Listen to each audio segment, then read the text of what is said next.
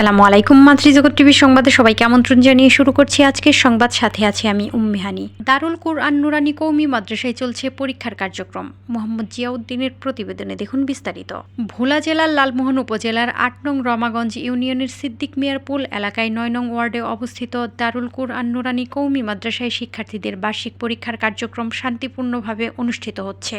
সীমিত সুযোগ সুবিধার মধ্যেও শিক্ষার্থীরা অত্যন্ত আন্তরিকতা ও পরিশ্রমের সঙ্গে পরীক্ষায় অংশগ্রহণ করছে।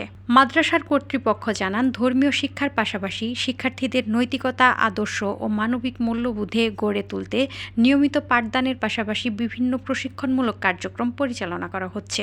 মাদ্রাসার শিক্ষকরা শিক্ষার্থীদের সুশিক্ষায় শিক্ষিত করে সমাজের যোগ্য নাগরিক হিসেবে গড়ে তুলতে নিরলসভাবে কাজ করে যাচ্ছেন। শিক্ষার্থীরা জানায়, নানা প্রতিকূলতা ও সীমাবদ্ধতার মধ্যেও তারা মনোযোগ সহকারে পড়াশোনা চালিয়ে যাচ্ছে। ভালো ফলাফল অর্জনের লক্ষ্যে দিনরাত কঠোর পরিশ্রম করছে তারা।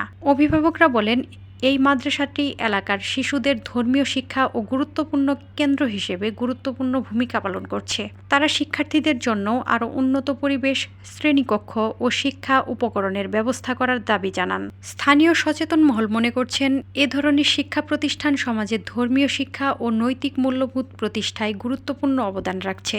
যথাযথ সহযোগিতা ও পৃষ্ঠপোষকতা পেলে দারুল কুরআন নুরানী কওমি মাদ্রাসা ভবিষ্যতে আরও উন্নত অবস্থানে পৌঁছাতে সক্ষম হবে।